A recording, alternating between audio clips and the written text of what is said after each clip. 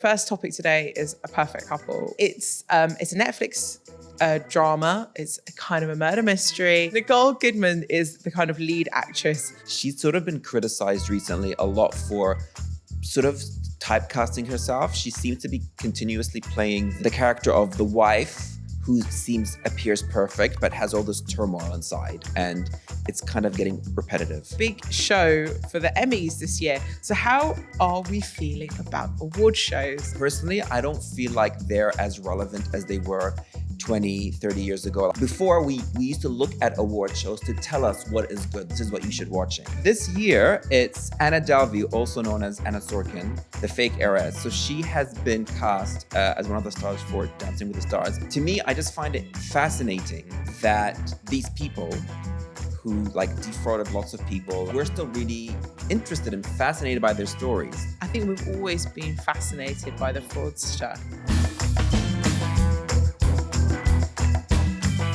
Hello everyone, today we're going to be talking about the new Netflix series, A Perfect Couple.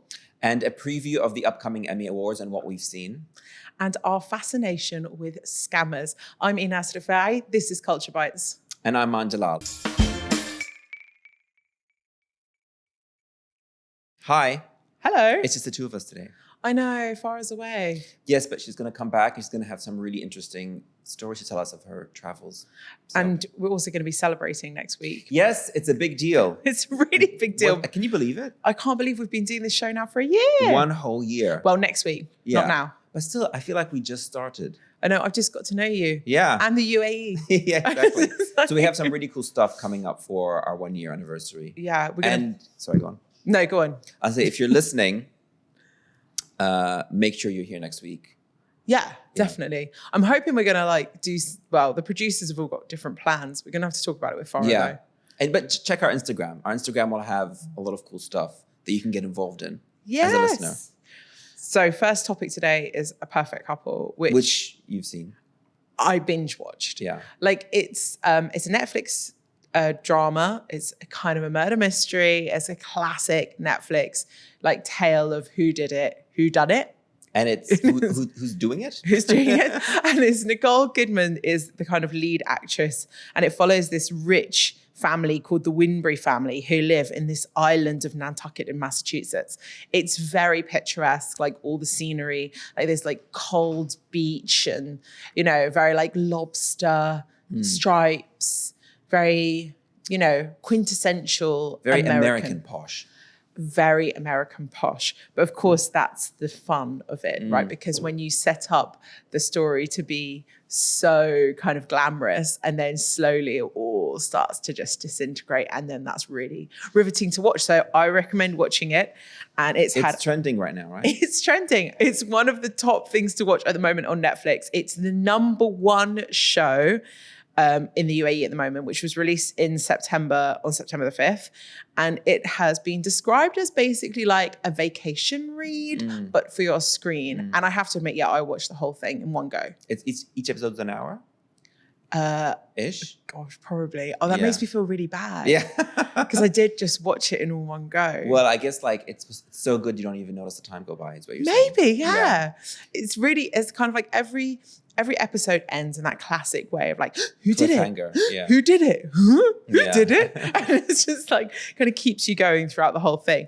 But so I know it's based on, I'm sure I'm saying her name wrong, Ellen Hildenbrand's novel of the same name.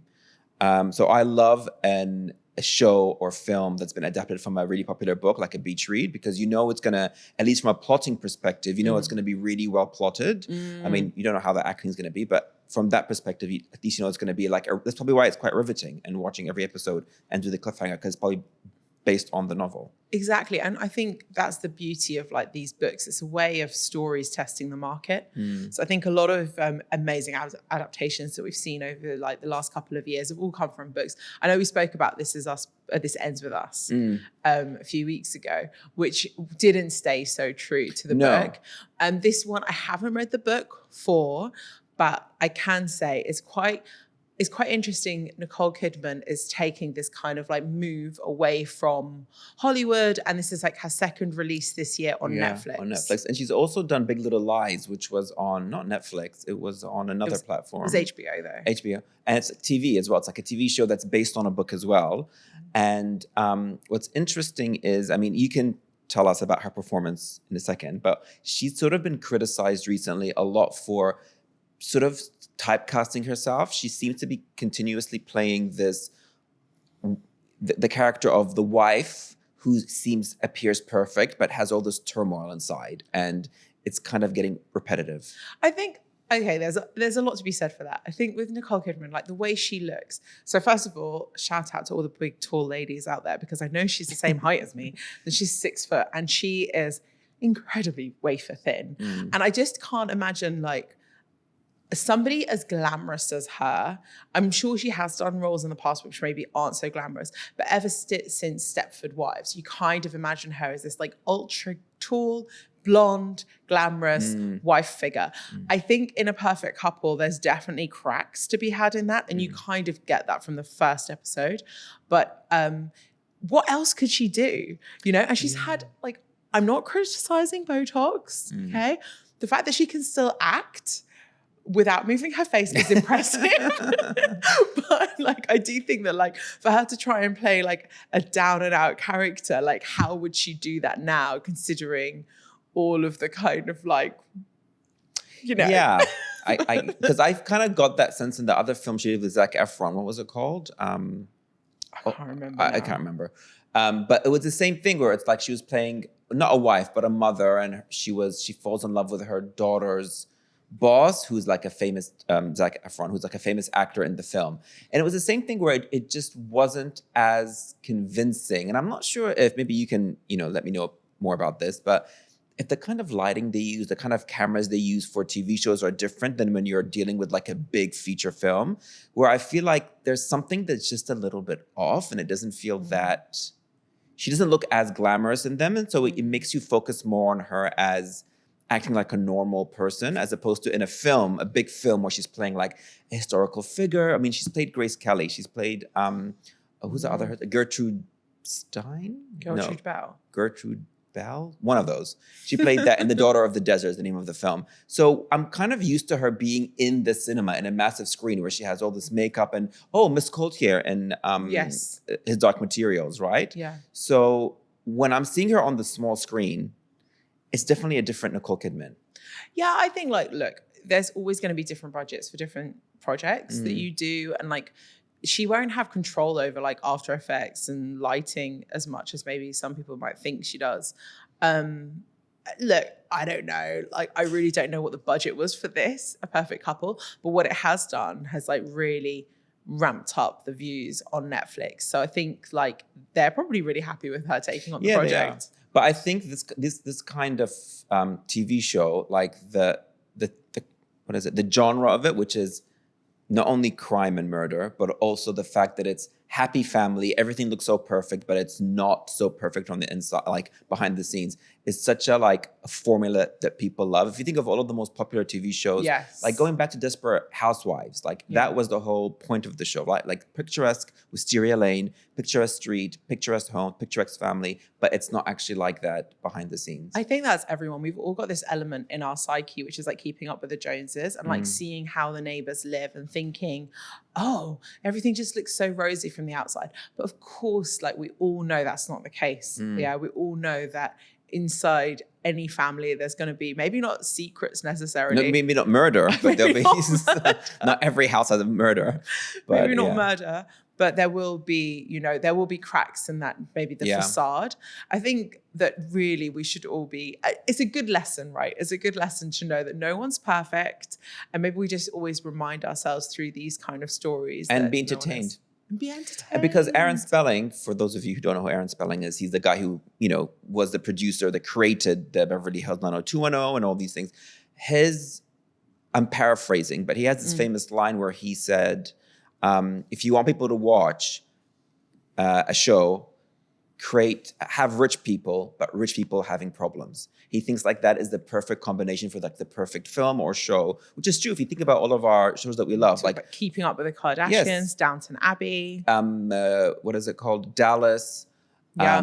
Like I said, Desperate Housewives, Gossip Girl. Gossip Girl. All of these shows, it's like rich people and then rich people with problems. It's because we all want to be rich. So knowing that there's cracks makes us all feel a bit better. It makes us feel connected to them. Like, oh, we have problems too. Like, we're the same. Yeah.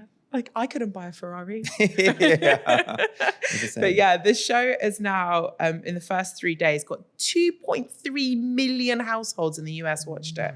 So it's a huge hit for them. And it's been created by Jenna Lamia for Netflix and directed by Suzanne Bear, which is another really nice thing to comment on, is the fact that more female directors are getting these opportunities and are making massive series on Netflix and on other like streaming platforms like Apple and Amazon, because I remember there was definitely a time when to have a female director was seen as like still quite avant-garde, whereas I think now it's become more and more normalized, and it should be as it should be. And we're getting those kind of like, maybe we're getting stories told through pictures, but also through a woman's perspective, which is really nice. And also the book is by a woman. And the book is by a woman. So I'll ask you something. Having seen the show and binged it, is it giving Emmys vibes? Ooh, no. No, it's not giving award season vibes. Yeah, I'm not feeling like this is something that's going to win awards. I'm feeling like this is something you're going to binge for a whole afternoon, like cup of tea, biscuits. Wow, I'm sounding so British. Okay, a cup of chai. Shawarma. And some shawarma. Like something, pickles. Yeah, baklawa. Baklawa. So I ask because... Yes. It's a little segue. I love the Emmy Awards are coming up on Monday. So it's the 76th Prime Time Emmy Awards, and they're happening on September 15th. And there's a lot of shows that are being nominated. Most of them that I think we've watched between the two of us and Farah. And it's being hosted by Dan and Eugene Levi, who they're from Schitt's Creek. Have you seen Schitt's Creek? Are you a fan? It's one of my favorite shows. It is father and son in the show and in real life. And he's the father. I always think of him as American Pie. He is the American Pie dad. Yeah. So this is the first time ever that a father and son are hosting a show together. And what a father and son. Yeah, what a father and son duo, exactly. Yeah. And I think like it's interesting because at a time now where like hosts of award shows are always coming under like fire, or there's always this discussion about who should host a show and why they should host it and I think this is really a really great, interesting dynamic, and I'm like looking forward to see what they do as hosts. Yeah, I'm looking forward to it because they're very funny. They're funny, yeah. And did you know that a lot of Schitt's Creek is kind of like ad-libbed? Like they just I did know that. Yeah, it's kind of like Curb Your Enthusiasm, where it's just like they just sort of have an idea of the scene and they just go with the flow. Let's go improv. Improv. I think I'd quite like an improv class. Yeah, I mean, we're doing improv right now. Are we kind of? Are we? Sort of. I'm pretending. We have a script and we're just talking. So leading the nominations for the Emmy Awards this year is Shogun with 25 nominations, followed closely by The Bear with 23 nominations. We know that you're a fan of The Bear, right? Huge fan of The Bear. Yeah, Farah's a huge fan of The Bear. I loved Shogun. I thought it was amazing. So I'm very excited. My husband loved Shogun. It's great. It's a great show. Definitely watch it. Based on a novel, historical fiction, set in Japan, wonderful costumes. It's wonderful. So good. And we've also got something from my side of the pond. Yeah. So from the British side, which I think is it's really nice when the Emmys do recognise the British talent, with Baby Reindeer, which was massive this year, and Ripley, another big series success. And The Crown. Yeah, because that was the last season of The Crown, wasn't it? Or am I wrong? I don't know because I don't follow The Crown. Yeah, I don't either. But okay, well, The Crown is there. Also, a couple of sci-fi stuff. We both watched Three Body Problem. Yes. Based on the novel, a really great novel. It's not a bad novel, and a really great show. Only because it's translated from Mandarin Chinese, to English, and the way like tropes in Mandarin novels are very different. So it'll be if you haven't read a lot of Chinese novels, and this is going to be anyway, it's a good novel and it's a great show. So I it's love good. that. I love how man just went down a little rabbit hole. It's like if you haven't read that many Chinese novels, guys, if you haven't read many Chinese It'll novels, just be a shock to the system because we're be a used bit of to a shock. beginning, middle, and end. Where the Chinese novels is kind of like middle, end, beginning, back to the middle. It's a bit of a roller coaster. Okay, it's a bit too much of a roller coaster. I actually did read some of that book. Look Oh, at me did go. you? But I listened to it on Audible. I didn't Oh. find it was that much of a roller coaster at all. Maybe the audio person talking just made it seem more. Maybe it made it seem more. But anyway, big show for the Emmys this year. So how are we feeling about award shows? They seem to come and go all the time. Now, I know you do quite a lot for award shows. And if you do, take note of what's going on the national, usually Man is writing something about an award show. How do you feel about the Emmys? Well, a couple of weeks ago, I wrote about whether we should still care about award shows and whether they're relevant anymore. Like, personally, I don't feel like they're as relevant as they were 20, 30 years ago. Like, I remember when I was much younger, I would wake up super early. It was a big thing. My whole family would watch the Oscars. Wow. We'd all vote and all this kind of stuff. It was a big deal in our house. But now we just don't care as much because I think what's shifted is two things, and you can correct me if I'm wrong. Go on. The first thing is because of streaming, because of Netflix and Hulu and Apple and Amazon Prime, before we used to look at award shows to tell us what is good. This is what you should watching. This is what you should be watching. And it was a very limited amount of shows and movies, right? But now with all these streaming services, we're exposed to so many shows, not only from different scales of budgets that are being indie films and big productions, but also shows and films from around the world that we'd never I don't think Shogun would have been nominated for something 10 years ago, 15 years ago. It's not even in English. It's mostly Japanese and a bit in English. Yeah. So now what's driving our tastes is more recommendations from other people. It's from what's happening it's social media as well.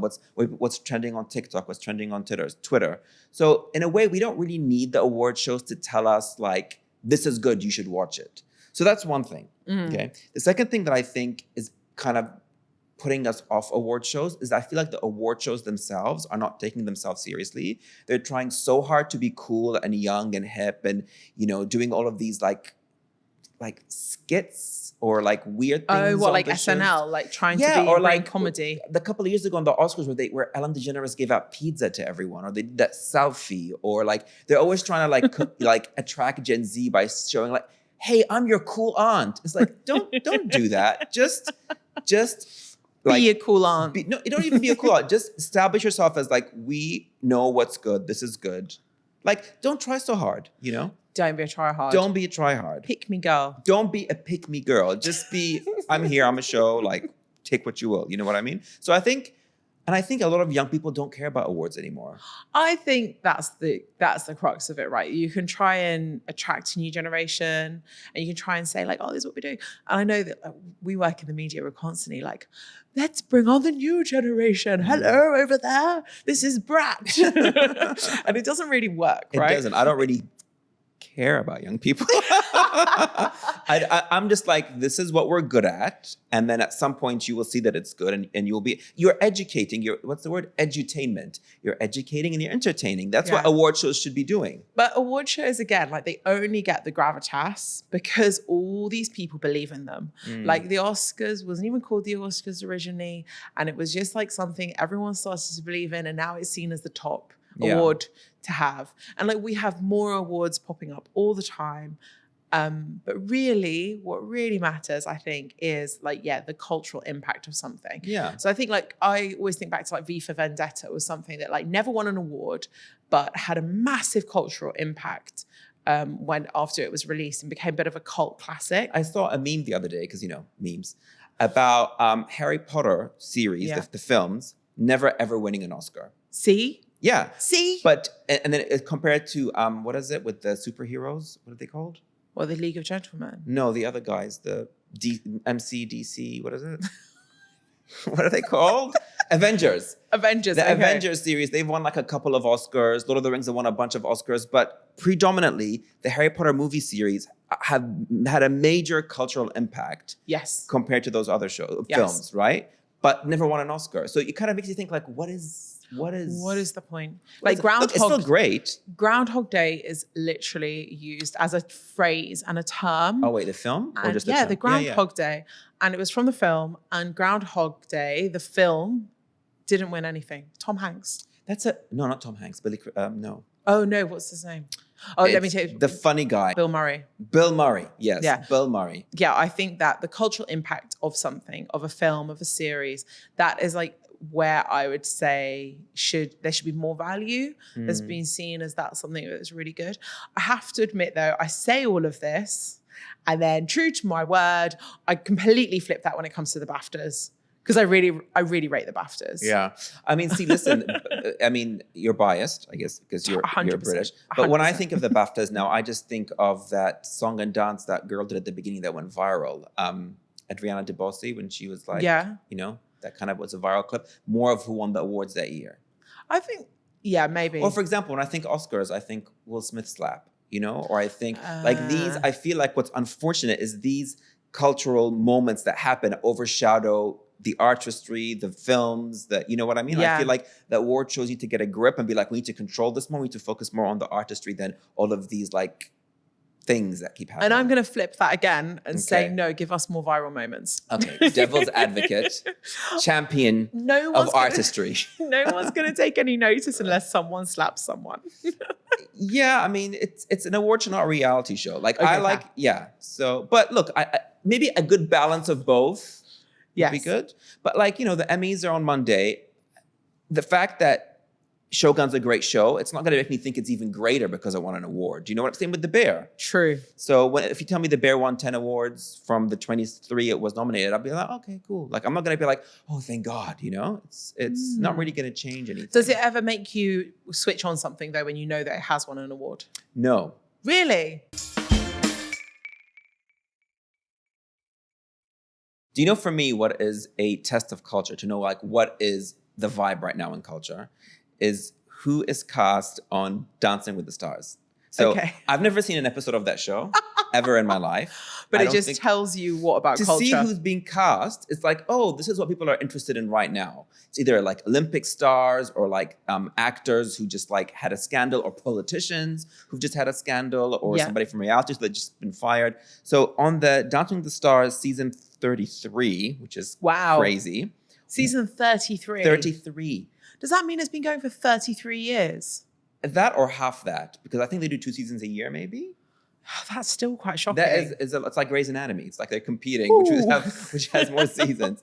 But this year, it's Anna Delvey, also known as Anna Sorkin, the fake heiress. So she has been cast as one of the stars for Dancing with the Stars. And what's hilarious is in the promo, you see her posing, but she has the ankle bracelet that, because she's still in probation. What do you call that? Parole? No. What do you think they call the ankle bracelet? Oh, the ankle bracelet, I think. Is that it's an ankle bracelet. So they know where she is at all times because it's got a tracker on it. So basically, if you're in trouble with the law, in some countries, they attach something to your ankle, which has a tracker on, which says where you can go and because you have a curfew, you're not allowed to go to certain places. So she has one. So, she has one on her ankle and she's dancing. So I was like, this is really interesting. Like I've been following the Anna Delvey story since it came out years ago, but I never actually watched Inventing Anna. So, which is a Netflix show by Shonda Rhimes. Have you seen it? Yes. Yes. So I watched it and I was like very intrigued by this other piece of news that came out recently, which is about Billy McFarland, the founder of the Fry Festival that came out a couple of years ago, that had like 2 documentaries that I watched on when it came out. For those of you who don't know, the Fry Festival was this festival that he was planning. He had all these like Bella Hadid and Gigi Hadid and Kendall Jenner like promoting it, and it was a disaster. It was an absolute disaster. It was basically seen as a massive scam, but all these people had spent extortionate amounts of money to be taken to this island in the middle of nowhere. And when they got there, there was no festival pretty much, and there was very little supplies. Hardly any food. There was hardly any food, and all of these very, very rich people kind of like started posting about it online. So it became this like huge big meme and sensation. But he's just announced that he is doing his second festival. Yes. For $1.1 million per ticket. Per ticket. That's what I think. He wants to do the same thing. I mean, charging up to 1.1 million tickets. And bear in mind, this guy has gone to jail for owing like 26 million restitution. So it's not like, oh, it wasn't my fault. It was all a big mistake. No, he's like been found guilty, has been to jail, is out now, I guess, and he's doing this. And same with Anna Delvey. She went to jail for like fraud, basically. Yep. And she was given a 12-year sentence, but was cut short for like good behavior. And she had to pay like a restitution fee of like $200,000. But because of selling the rights of her story to Netflix, she was able to pay for that with that money. I think it was $230,000. So to me, I just find it fascinating that these people who like defrauded lots of people and basically just like lied their way or embellished their way to get to wherever, not only have they been to jail now, but we're still really interested and fascinated by their stories. It's just liars. They're so interesting, right? It's like, I think that we're not like, on the whole, as humans, we don't want to take chances and we don't want to do things that kind of like maybe take us outside of our comfort zone. But then these kind of like weird characters in the world take so many chances, lie through their teeth. Like, I think we've always been fascinated by the fraudster. Yeah. I bet there must be a Shakespeare play. Porphyria's, is it Twelfth Night?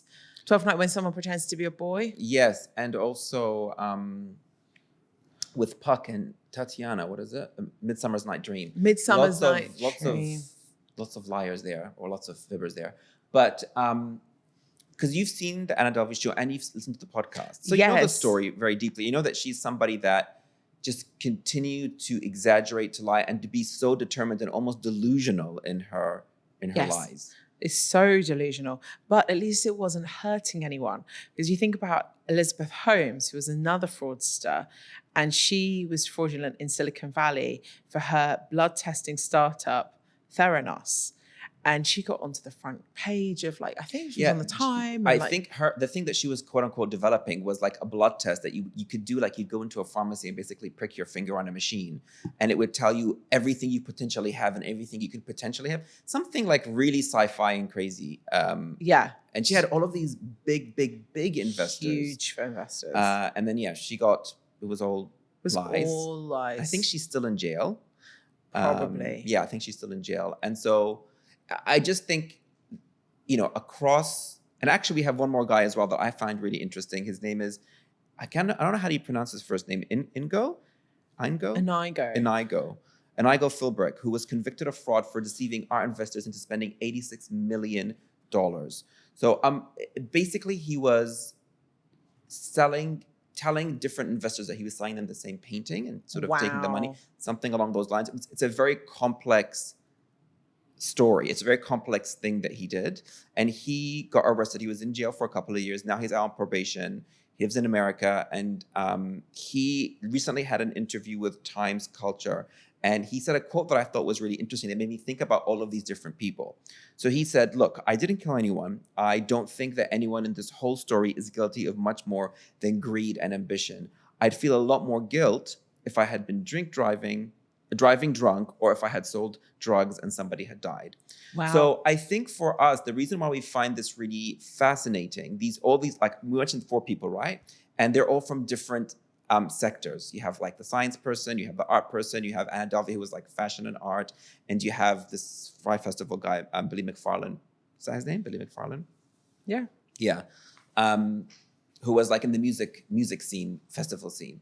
And in all of their cases, what like rings true is that they kind of got ahead, not only by lying, but by sort of depending on other rich people and high positions of power to get things done. Yeah. And I think for us, it kind of links back to the Nicole Kidman show, which is, look at that, everything coming full circle, which is we're very fascinated by this idea of wealth and rich and the higher up, posh people of society. And so as soon as we see that there's cracks in that and those people are like faking that lifestyle or they're lying to get there, as a people, as a society, we get so fascinated and interested. And I think it's why some of these people, these fraudsters, end up becoming, I hate to use the phrase, but cultural icons on their own. And celebrities. And celebrities, yeah. So I think with Anna Delvey now taking to dance and the next festival happening. I'm wondering whether this Fire Festival, because straight away, the only thing that comes to mind is must be a load of journalists buying those tickets just to see whether it happens or not. Or like you'll be told by your editor, right? Get a ticket and you go in. Yeah. Because I think what a lot of these people do that's clever, I mean, I don't want to say it's ethical, but it's clever, is that they capitalize on the scandal. So they know I'm already being talked about, so I might as well just do another scandal and keep my name in the news. And that's how they kind of get ahead. So like people want to go to the Refaei Festival now because it was such a debacle. It was a cultural moment, in quotation marks, the first time. You kind of want to go and see what happens the second time. So we're kind of feeding the monster, if you think about it. Do you think, I mean, it could go either way, right? He could make it like an absolute tragedy, like the first one. Just be like, well, you all knew what you were buying into. You know me. I didn't lie. This is who I am. Or he could finally pull it off with Jalal. Yeah, I remember Jalal was involved in that. So it also reminds me of somebody called Caroline Calloway. Maybe, have you ever heard of her? No. So she was one of the first ever like influencers on Instagram that was also a writer. She kind of fabricated this whole life online of being an American who got into Cambridge, and she wanted to be a writer, and she also fabricated her marks to get into Cambridge. She didn't actually get into Cambridge. And because she got so popular on social media, on Tumblr and on Instagram, for having this character of the American girl who got into Cambridge, she got a book deal from, I can't remember which publishing house it was, and she took the advance and never published a book. And then since then, she's had one scandal after the next, and she keeps getting more popular on TikTok, on Instagram. She's had like massive events where she would like meet her followers, and they all paid for these tickets, and then the event never happened, right? And she was recently, well, not recently, maybe a year or two ago, she was interviewed and she talked about how if people think the worst of you as a public figure, just keep doing the worst, because the only way to get over a scandal is to create a bigger scandal. And she kind of is doing what some of these people are doing, which is people already think the worst of me, that I'm a fraudster, that I've stolen money, that I might as well just continually do more things to stay in front of mind, in culture. So people kind of forget the old stuff and they focus on the crazy stuff I'm doing now. Wow, that is such a brave technique. It's a brave technique, and it's all the same kind of person. Yes. So very privileged people narcissistic who appear very privileged, Yes. Yeah. Who probably aren't. Ah, fascinating. So yeah. Wow. Well, that was a great discussion. On to recommendations of the week. Do you want to go first? Shall I go first? Yeah, because your stuff is stuff people can do like yes. now. So if you are lost this weekend, you don't know what you're going to be up to, there's a Palestinian market at the Mishka Cafe creative space in Al Quoz in Dubai. And it's running from 10 a.m. till 10 p.m. So you've got plenty of time to get down there on the 14th and 15th of September. It's going to be filled with lots of Palestinian goods. So like things that come to mind, obviously olive oil, za'atar, herbs, spices, but there's also going to be like lots of different vendors selling Palestinian merch and goods. So that is something that I'm hoping to do this weekend, and that's my recommendation. That's very cool. Mine is very different. It's don't go out, stay at home and watch this recommendation. It's called Wandala. It's on Apple. It's based on a trilogy of novels by the author Tony DiTerrellazzi. I can't pronounce his name. So he's the author who wrote the Spiderwick books. Do you remember those books? Okay. Very popular with kids a couple of years ago. Anyway, so this trilogy has now been adapted for, it's like an animated show. So it's for the screen, but it's animated. It's really brilliant animation. And it's basically about, it's set in the future, dystopian world. This young girl is being raised by a robot in a bunker. She's never seen the outside world. She's not sure why she's there. And she's been trained her whole life about what Earth is like. Like there's forests and lakes and deserts, and this is how you survive. These are the animals that you have to capture, and this is how you build a home. And then when she gets out, like Earth is nothing like that. It's basically like an alien planet that's been taken over the past, 100 years that she's been in the bunker. So it's really cool, fun family show that teaches you about perseverance and what it means to have a family. Because her whole thing is, I want to find other humans. Yeah. Because that's what family is. But she actually doesn't. Where can we watch this again? Apple. So it's really good. Watch it with the girls. They would love it. Okay, great stuff. Yeah. And it's an animation. I love animation. Yeah. So that's us. That's it for today. Thank you so much for listening or watching. Be sure to like and subscribe the show. And don't forget to tell your friends and family and to go on Instagram and to like, share, and comment on our videos. Thank you. Bye. Bye.